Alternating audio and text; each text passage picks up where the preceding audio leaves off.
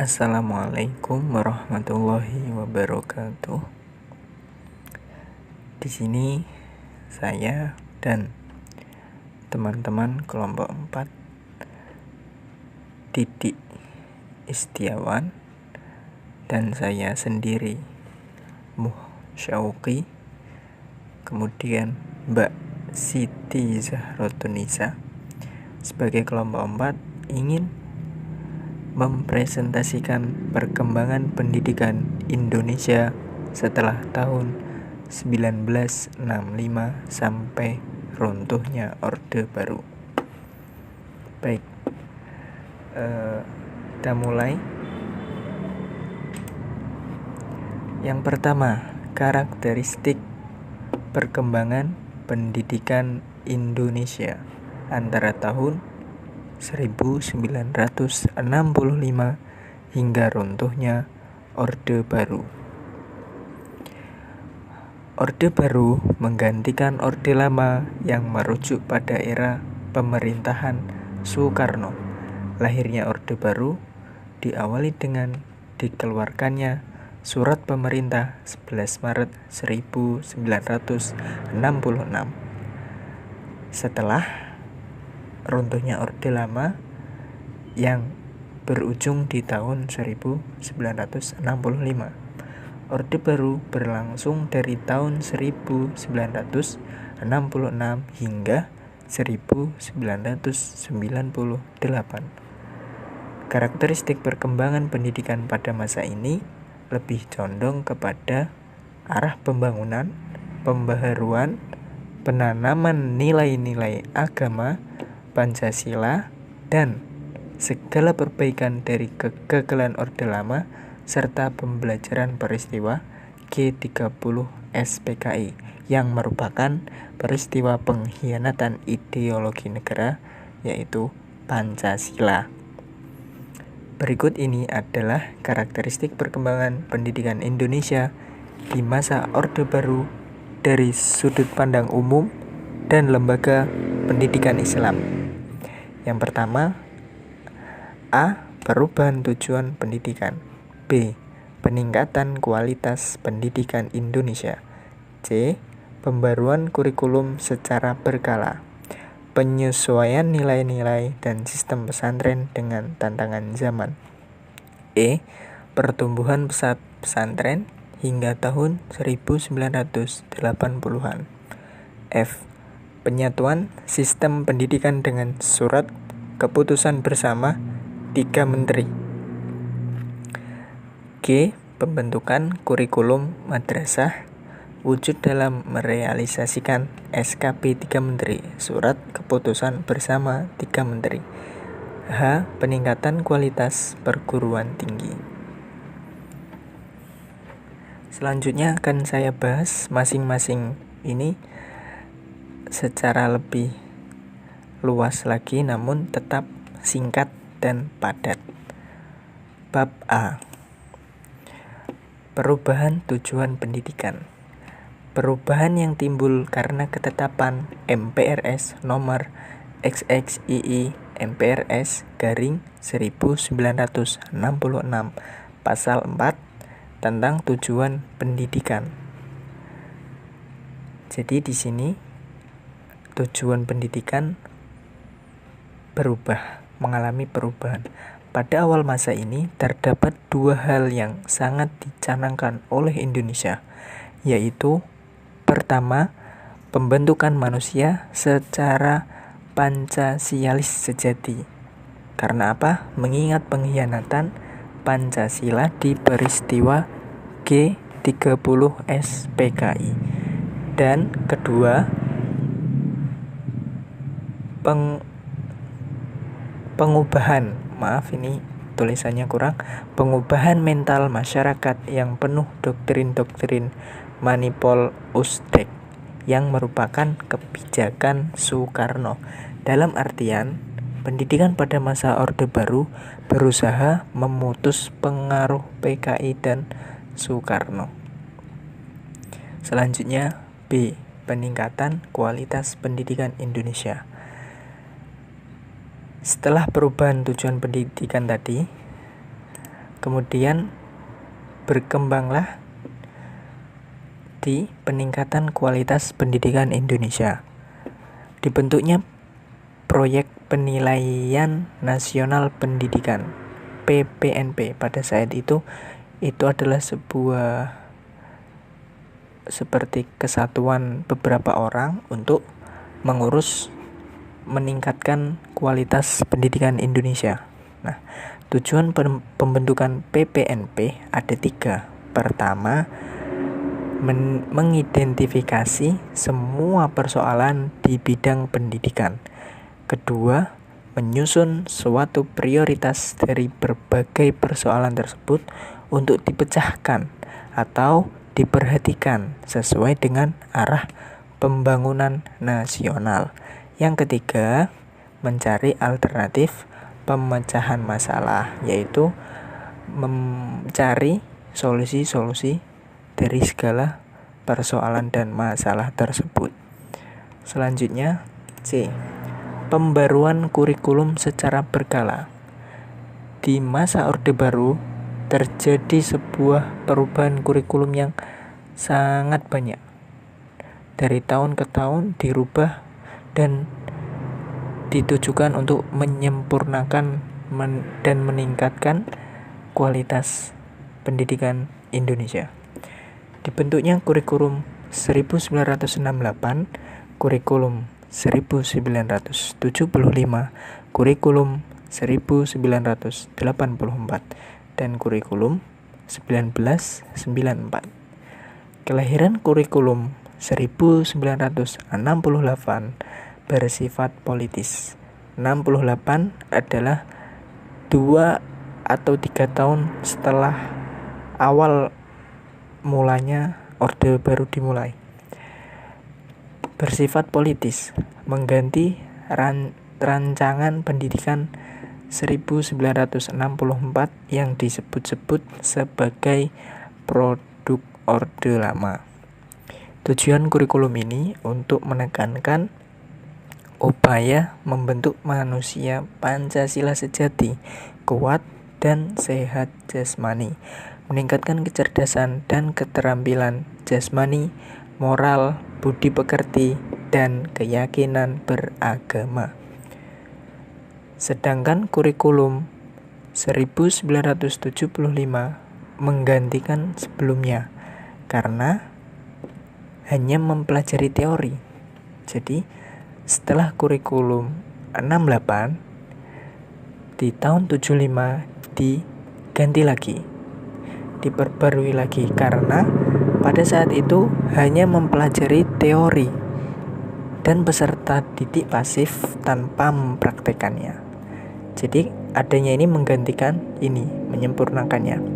Pada kurikulum ini ditekankan agar pendidik lebih efektif dan efisien. Para guru dituntut agar lebih detail dalam perencanaan pelaksanaan program belajar mengajar. Atau mungkin kalau di saat ini kita juga menjumpai seperti RPP, RPS, rencana pembelajaran semester dan lain sebagainya. Itu mungkin juga hampir mirip dengan yang ditujukan pada tahun 75. Guru lebih detail dalam perencanaan pelaksanaan program belajar mengajar. Dengan begitu, semua proses belajar mengajar jadi sistematis dan bertahap. Berbeda dengan sebelumnya, pada kurikulum 1984, nah setelah 75, di 1984 ini mengusung proses menjadi lebih penting. Jadi, sistemnya itu yang dimaksud adalah proses menjadi lebih penting dalam pelaksanaan pendidikan. Namun tujuan tetap menjadi faktor penting. Nah, jadi ada sistem proses yang lebih dipentingkan daripada tujuannya. Proses pendidikan lebih penting dari tujuannya. Namun tujuan tetap menjadi faktor penting. Kurikulum ini menjadikan para siswa lebih aktif karena dinilai dari proses mengamati sesuatu, mengelompokkan, mendiskusikan, hingga melaporkan. dan peran guru menjadi sebuah fasilitator sehingga tidak memakai metode ceramah.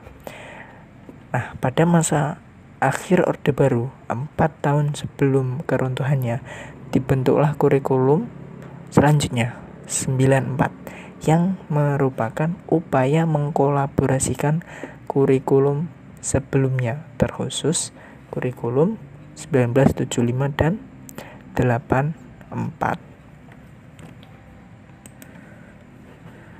Selanjutnya di penyesuaian nilai dan sistem pesantren dengan tantangan zaman.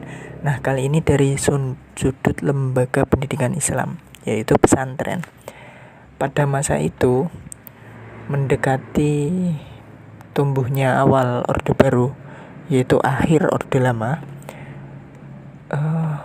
banyak pesantren besar melakukan reorientasi tata nilai pesantren sebagai penyesuaian dengan tantangan zaman. Karena apa? Banyak terlihat dari perubahan kebijakan dan reorientasi nilai-nilai di pesantren saat itu, karena situasi di awal Orde Baru yang cukup genting dalam sektor ekonomi. Ini jadi mulainya itu akhir Orde Baru dan berkelanjutan di akhir Orde Lama dan berkelanjutan di awal Orde Baru yang cukup genting dalam sektor ekonomi di Indonesia pada dekade 1950 sampai 1960. Pada dasarnya, kebanyakan pesantren hanya mendidik dan mempelajari ilmu agama. Namun pada dekade itu, beberapa pesantren mulai tambah menerapkan sistem modern. Nah, seperti apa? Pemberian keterampilan khusus dalam bidang pertanian untuk menunjang ekonomi pesantren itu sendiri. Pada waktu yang sama, pesantren-pesantren besar juga membuat inovasi baru untuk mendukung perekonomian masing-masing pesantren. Selain memberikan keterampilan, pembuatan koperasi untuk membangkitkan minat kewirausahaan para santri. Jadi selain keterampilan, juga membuat koperasi untuk meningkatkan minat kewirausahaan para santri, agar kemudian diarahkan ke pengelolaan dan pengembangan usaha-usaha yang diperlukan nanti di masyarakat. Jadi setelah dari pesantren, santri dapat mengembangkan usaha-usaha di masyarakat. Next, pertumbuhan pesat pesantren hingga tahun 1980-an. Pertumbuhan pesat pesantren hingga tahun 1980-an, yaitu setelah terlihat keberhasilan menghadapi zaman yang sulit ekonomi tadi sebelumnya. Nah, setelah terbukti menghadapi kesulitan di akhir Orde Lama hingga awal Orde Baru, pesantren semakin menunjukkan ekspansinya. Ekspansinya itu penyebarannya, perkembangannya makin bertambah banyak. Banyak kemunculan pesantren di perkotaan. Nah, jadi dulu awal mula itu banyak di pedesaan agak terpencil. Di tahun ini banyak di perkotaan seperti di Jakarta. Pada tahun 1980-an ada Darun Najah As-Siddiqiyah. Kemudian di kota Medan, pesantren Nurul Hakim, Al-Kausar, dan Darul Raufah. Kemudian selanjutnya F, penyatuan sistem pendidikan dengan surat keputusan bersama 3 menteri. Nah, jadi kisahnya dulu sekolah negeri dan swasta. Kalau kebanyakan swasta itu yang pesantren, lembaga pendidikan Islam, itu jadi dulu itu saling terpisah dan beda. Nah, berbeda dengan sekolah negeri yang mungkin lebih diurus pemerintah dan memenuhi standar nasional. Nah, pada masa ini yaitu ada kebijakan baru untuk menyatukan sistem. Jadi seperti menyamakan semuanya. Madrasah dan sekolah negeri itu sama. Akhirnya 3 menteri SKB, surat keputusan bersama 3 menteri, merujuk pada monosistem pendidikan. Nah, jadi sebelumnya itu 2 sistemnya. 2 sistem, nah sekarang jadi monosistem atau satu sistem pendidikan, yaitu sekolah negeri dan madrasah jadi satu. Dalam ketetapan bersama tersebut, kesepakatan bertujuan untuk mengupayakan agar sistem dualisme pendidikan, yaitu sekolah negeri dan madrasah swasta dihilangkan, dan menuju monosistem pendidikan. Isi keputusan tersebut menyetarakan segala kedudukan status maupun kualitas antara madrasah dan sekolah negeri sama. Oke, next. G. Sebelum terakhir, pembentukan kurikulum madrasah wujud dalam merealisasikan surat keputusan bersama 3 menteri yang sebelumnya tadi. Nah, kurikulum standar untuk madrasah upaya merealisasikan SKP 3 menteri. Pada tahun 1976, Departemen Agama menetapkan kurikulum standar untuk dijadikan acuan oleh madrasah baik untuk MI, MTS maupun MA. Nah, jadi tujuan ini agar diberlakukannya kurikulum bersama seluruh negeri untuk menjadi acuan di madrasah, yaitu sekolah madrasah yang swasta ataupun yang sekolah non negeri ya, jadi gitu ya. Kemudian selanjutnya H. Peningkatan kualitas perguruan tinggi. Nah, jadi ini sedikit juga ada dari sini. Jadi saat Orde Lama itu ada beberapa perguruan tinggi yang mulai berkembang dan menambah jurusan atau fakultasnya. Perubahan dan peningkatan status IAIN menjadi UIN. Nah, jadi ini saya ambil satu contoh. Perkembangan pesatnya perguruan tinggi di Indonesia sejak era sebelum Orde Baru hingga akhir Orde Baru terlihat dari banyaknya institusi agama Islam negeri yang meningkatkan dan mengembangkan diri dengan menambah fakultas baru dan lebih lengkap. Karena untuk merubah menjadi IAIN, menjadi UIN itu mungkin dari segi kapasitas, fasilitas itu dan kualitasnya harus ditingkatkan juga, sebagaimana penambahan fakultas baru dan lebih lengkap. Seperti IAIN Sultan Syarif Qasim di Pekanbaru dan IAIN Alauddin Makassar. Untuk selanjutnya akan dilanjutkan oleh Mbak Siti Zahrotunisa. Ya, terima kasih. Undang-Undang Sistem Pendidikan Nasional sejak tahun 1965 dan pelaksanaannya. Berikut adalah beberapa riwayat dalam sejarah Undang-Undang Pendidikan beserta pelaksanaannya.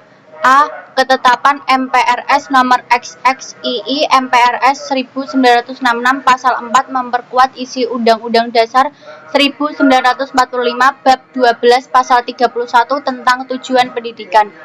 B. Ketetapan MPR nomor 4 MPR 1973 tentang rumusan tujuan pendidikan.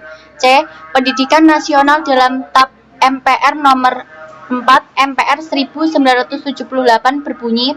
D. Pembaharuan sistem kelembagaan di lembaga pendidikan di pesantren.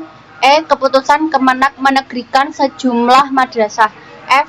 Keputusan Presiden nomor 34 1972 tentang tanggung jawab Depdikbud. G. Surat keputusan bersama 3 menteri tahun 1975. A. Ketetapan MPRS nomor XXII MPRS 1966 pasal 4 memperkuat isi Undang-Undang Dasar 1945 bab 12 pasal 31 tentang tujuan pendidikan. Disebutkan di dalamnya tentang isi pendidikan yang harus memuat beberapa ketentuan berikut. Yang pertama, mempertinggi mental, moral, budi pekerti, dan memperkuat keyakinan beragama. Yang kedua, mempertinggi kecerdasan dan keterampilan. Yang ketiga, membina atau mengebankan fisik yang kuat dan sehat. B. Ketetapan MPR nomor 4 MPR 1973 tentang rumusan tujuan pendidikan. Pendidikan pada hakikatnya adalah usaha sadar untuk mengembangkan kepribadian dan kemampuan di dalam dan di luar sekolah dan berlangsung seumur hidup. Oleh karenanya, agar pendidikan dapat dimiliki oleh seluruh rakyat sesuai dengan kemampuan masing-masing individu, pendidikan menjadi tanggung jawab keluarga, masyarakat, dan pemerintah. Pembangunan di bidang pendidikan didasarkan atas falsafah negara, Pancasila, dan diarahkan untuk membentuk manusia-manusia pembangunan yang berpancasila dan untuk membentuk Indonesia yang sehat jasmani dan rohaninya, memiliki pengetahuan dan keterampilan, dapat mengembangkan kreativitas dan tanggung jawab, dapat menyuburkan sikap demokrasi dan penuh tanggung rasa, dapat mengembangkan kecerdasan yang tinggi dan mencintai sesama manusia sesuai dengan ketentuan yang termasuk dalam Undang-Undang Dasar 1945. C. Pendidikan nasional dalam TAP MPR nomor 4 MPR 1978. Pendidikan nasional berdasarkan atas Pancasila dan bertujuan untuk meningkatkan ketakwaan terhadap Tuhan Yang Maha Esa. Pendidikan Pancasila termasuk pendidikan moral Pancasila dan unsur yang dapat meneruskan dan mengembangkan jiwa dan nilai-nilai 1945 kepada generasi muda. Dimasukkan dalam kurikulum di sekolah-sekolah, mulai dari taman kanak-kanak sampai universitas, baik negeri maupun swasta. Pendidikan berlangsung seumur hidup dan dilaksanakan dalam lingkungan rumah tangga, sekolah, dan masyarakat. Perguruan swasta mempunyai peranan dan tanggung jawab dalam usaha melaksanakan pendidikan nasional. Pendidikan juga menjangkau program-program luar sekolah, yaitu pendidikan yang bersifat kemasyarakatan, termasuk kepramukaan, latihan-latihan keterampilan, dan pemberantasan buta huruf dengan mendayagunakan sarana dan prasarana yang ada. Titik berat program pendidikan diletakkan pada perluasan pendidikan dasar dalam rangka mewujudkan pelaksanaan wajib belajar yang sekaligus memberikan keterampilan yang sesuai dengan kebutuhan lingkungan, serta peningkatan pendidikan teknik dan kejuruan pada semua tingkat untuk dapat menghasilkan anggota-anggota masyarakat yang memiliki kecakapan sebagai tenaga pembangunan. Pembaharuan sistem kelembagaan di lembaga pendidikan di pesantren. Sebelum 1950-an, banyak madrasah swasta yang dinegrikan, maka setelah itu hingga memasuki Orde Baru, sistem kelembagaan pesantren diperbarui dengan kelembagaan madrasah modern yang ditempatkan di bawah tanggung jawab dan pengawasan Depak, karena melihat banyak pesantren yang menerapkan sistem modern. Keputusan Kemenak menegrikan sejumlah madrasah. Pada tahun 1976, Menteri Agama mengeluarkan surat keputusan menegrikan beberapa madrasah dari tingkat MI sampai MA dengan mengganti nama menjadi Madrasah Ibtidaiyah Negeri MIN, Madrasah Sanawiyah Negeri MTSAIN, dan Madrasah Aliyah Agama Islam MAAIN. Menindaklanjuti keputusan tersebut pada tanggal 10 sampai 20 Agustus 1970 dilangsungkan pertemuan di Cibogor, Bogor, Jawa Barat untuk menyusun kurikulum madrasah tahun 1973. F. Keputusan Presiden nomor 34 tahun 1972 tentang tanggung jawab Depdikbud. Depdikbud adalah sebutan Menteri Pendidikan dan Kebudayaan saat itu. Jadi, dalam keputusan tersebut, Presiden memaparkan tentang tanggung jawab Menteri Pendidikan dan Kebudayaan, yang saat itu harus bertugas dan bertanggung jawab penuh atas pembinaan pendidikan umum dan kejuruan. G. Surat Keputusan Bersama 3 Menteri tahun 1975. Beberapa isinya yaitu tentang tingkat madrasah dan kesetaraan ijazah. Yang pertama, Madrasah Ibtidaiyah setingkat sekolah dasar SD. Yang kedua, Madrasah Tsanawiyah setingkat dengan sekolah menengah pertama (SMP). Yang ketiga, Madrasah Aliyah setingkat dengan sekolah menengah atas (SMA). Yang keempat, ijazah madrasah dapat mempunyai nilai yang sama dengan ijazah sekolah umum yang setingkat. Yang kelima, lulusan madrasah dapat melanjutkan ke sekolah umum setingkat lebih atas. Yang terakhir, siswa madrasah dapat berpindah ke sekolah umum yang setingkat. Selain di atas, ada juga tentang pelaksanaan pengelolaan dan pembinaan dalam bab 4 pasal 4. Yang pertama, pengelolaan madrasah dilakukan oleh Menteri Agama. Yang kedua, pembinaan mata pelajaran agama pada madrasah dilakukan Menteri Agama.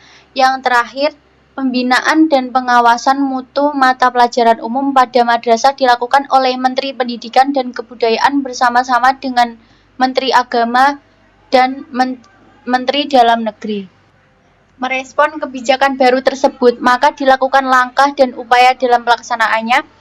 Depak kemudian menyusun kurikulum 1976 yang disempurnakan di tahun 1984 agar terbentuknya pembakuan dan penyamaan kurikulum sekolah umum dan madrasah. Dan saya Didi Istiawan akan mempresentasikan perkembangan pendidikan guru di Indonesia antara tahun 1965 hingga runtuhnya Orde Baru. Perkembangan pendidikan guru ditandai dengan pertumbuhan pendidikan tinggi di Indonesia. Sesudah proklamasi, kendati mengalami berbagai tantangan, tetapi tidak juga dapat dipisahkan dari perjuangan mempertahankan kemerdekaan dan merupakan salah satu kekuatan dari seluruh kekuatan rakyat Indonesia. Sejak awal kemerdekaan, di Jakarta pada tahun itu merupakan daerah pendudukan Belanda. Berdiri sekolah tinggi kedokteran sebagai kelanjutan Ika Daigaku zaman Jepang. Pada bulan November 1946 dibuka pula sekolah tinggi hukum serta filsafat dan sastra. Setelah aksi agresi militer 1, kedua lembaga pendidikan tinggi terakhir ini ditutup oleh Belanda, sehingga secara resmi sudah tidak ada lagi. Dengan demikian, pendidikan tinggi waktu itu terpecah menjadi dua, yaitu pendidikan tinggi Republik dan pendidikan tinggi tingkat pendudukan Belanda. Tetapi kuliah-kuliah masih dilanjutkan di rumah-rumah dosen, sehingga merupakan semacam kuliah privat. Sebelum agresi militer 1, di Malang terdapat pula lembaga pendidikan tinggi Republik. Demikian pula terdapat sekolah tinggi kedokteran hewan, sekolah tinggi teknik di Bandung dipindahkan ke Yogyakarta. Sementara itu di daerah Republik Indonesia sendiri terdapat lembaga-lembaga pendidikan tinggi seperti 1. Sekolah Tinggi Teknik didirikan pada 17 Februari 1946 oleh Kementerian Pengajaran dan Kebudayaan Indonesia di Yogyakarta. Yang kedua, Balai Perguruan Tinggi Gadjah Mada didirikan pada tanggal 3 Maret 1946 oleh Yayasan Balai Perguruan Tinggi Gadjah Mada, terdiri dari Fakultas Hukum dan Fakultas Kesusastraan di Yogyakarta. Yang ketiga, Perguruan Tinggi Kedokteran dan Kedokteran Gigi didirikan pada Februari 1946 di Malang. Yang keempat, Perguruan Tinggi Kedokteran II didirikan pada 4 Maret 1946 di Solo. Yang kelima, Perguruan Tinggi Kedokteran didirikan pada 5 Maret 1946 di Klaten. praktik pendidikan zaman Indonesia merdeka sampai tahun 1965 bisa dikatakan banyak dipengaruhi oleh sistem pendidikan Belanda. Praktek pendidikan selepas penjajahan menekankan pengembangan jiwa patriotisme. Pada masa ini, lingkungan politik terasa mendominir praktek pendidikan. Upaya membangkitkan patriotisme dan nasionalisme terasa berlebihan, sehingga menurunkan kualitas pendidikan itu sendiri. Kebijaksanaan politik pendidikan para menteri yang bertugas antara tahun 1945 sampai 1950 dapat dikatakan belum bisa dirasakan atau belum terlihat hasilnya. Penyelenggaraan pendidikan agama setelah Indonesia merdeka mendapat perhatian serius dari pemerintah, baik di sekolah negeri maupun swasta. Secara umum, pendidikan Orde Lama sebagai wujud interpretasi pasca kemerdekaan di bawah kendali kekuasaan Soekarno cukup memberikan ruang bebas terhadap pendidikan. Pemerintah yang berasaskan sosialisme menjadi rujukan dasar bagaimana pendidikan akan dibentuk dan dijalankan demi pembangunan dan kemajuan bangsa Indonesia di masa mendatang. Selama kurun waktu ini, sistem pendidikan guru di Indonesia mengalami berbagai perubahan, termasuk perubahan dalam cara bagaimana para siswa dipersiapkan menjadi guru-guru yang berkompeten. Apalagi selama masa Orde Lama dan Orde Baru terjadi periode yang mencakup zaman demokrasi liberal 1950 sampai 1959 dan zaman demokrasi terpimpin 1959 sampai 1965 yang merupakan periode yang ditandai dengan kekacauan politik dan kemerosotan ekonomi. Tentu ini mempengaruhi perkembangan pendidikan guru di Indonesia. Selama masa Orde Lama terjadi ekspansi sistem pendidikan guru SD, pembangunan di bidang pendidikan, ekspansi sistem pendidikan guru sekolah menengah. Selama Orde Baru terjadi pembangunan di bidang pendidikan, peningkatan mutu pendidikan kejuruan, peningkatan mutu pendidikan umum, masalah pembaharuan kurikulum, dan pembangunan di bidang pendidikan guru. Jadi, dalam makalah ini dibahas perkembangan pendidikan guru pada masa Orde Lama dan Orde Baru. Dampak perkembangan globalisasi terhadap pendidikan di Indonesia dalam perspektif sejarah. Perkembangan dunia pendidikan di Indonesia tidak dapat dilepaskan dari pengaruh perkembangan globalisasi, di mana ilmu pengetahuan dan teknologi berkembang pesat. Era pasar bebas juga merupakan tantangan bagi dunia pendidikan di Indonesia, karena terbuka peluang lembaga pendidikan dan tenaga pendidik dari mancanegara masuk ke Indonesia. Untuk menghadapi pasar global, maka kebijakan pendidikan nasional harus dapat meningkatkan mutu pendidikan, baik akademik maupun non-akademik, dan memperbaiki manajemen pendidikan agar lebih produktif dan efisien, serta memberikan akses seluas-luasnya bagi masyarakat untuk mendapatkan pendidikan. Ketidaksiapan bangsa kita dalam mencetak sumber daya manusia yang berkualitas dan bermoral yang dipersiapkan untuk terlibat dan berkiprah dalam kancah globalisasi menimbulkan dampak positif dan negatif dari pengaruh globalisasi dalam pendidikan dan dijelaskan dalam poin-poin berikut ini. Dampak positif dan negatif globalisasi terhadap dunia pendidikan Indonesia. 1. Pengajaran interaktif multimedia. Kemajuan teknologi akibat pesatnya arus globalisasi merubah pola pengajaran pada dunia pendidikan. Pengajaran yang bersifat klasikal berubah menjadi pengajaran yang berbasis teknologi baru seperti internet dan komputer. Apalagi dulu guru menulis dengan sebatang kapur, sekali membuat gambar sederhana atau menggunakan suara-suara dan sarana sederhana lainnya untuk mengkomunikasikan pengetahuan dan informasi.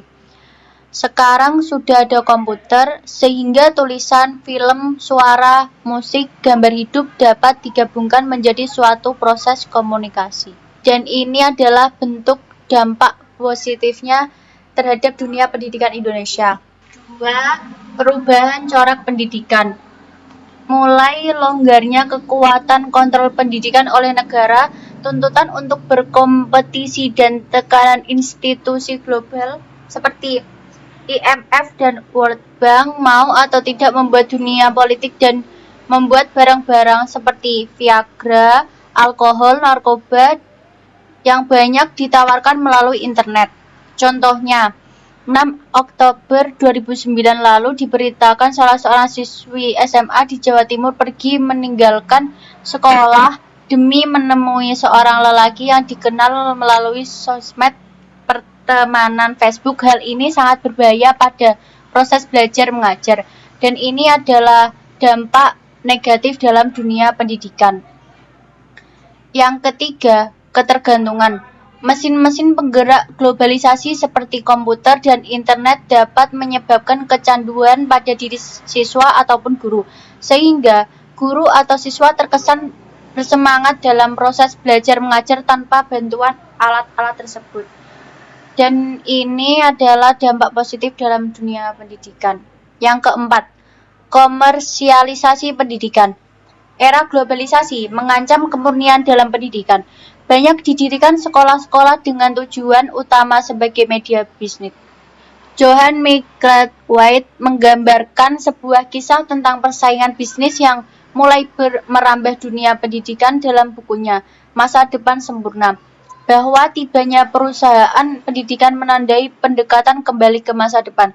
Salah satu ciri utamanya ialah semangat menguji murid ala Victoria yang bisa menyenangkan Mr. Gradgrind dalam karya Dickens. Perusahaan-perusahaan ini harus membuktikan bahwa mereka memberikan hasil bukan hanya bagi murid, tapi juga pemegang saham. Dan komersialisasi pendidikan ini adalah dampak positif dalam dunia pendidikan. Yang kelima, bahaya dunia maya. Dunia maya selain sebagai sarana untuk mengakses informasi dengan modal, juga dapat memberikan dampak negatif bagi siswa. Terdapat pula aneka macam materi yang berpengaruh negatif bertebaran di internet. Misalnya, pornografi, kebencian, rasisme, kejahatan, kekerasan, dan sejenisnya. Berita yang bersifat pelecehan seperti pedofilia dan pelecehan seksual pun mudah diakses oleh siapapun, termasuk siswa. Ini termasuk dampak negatif dalam dunia pendidikan.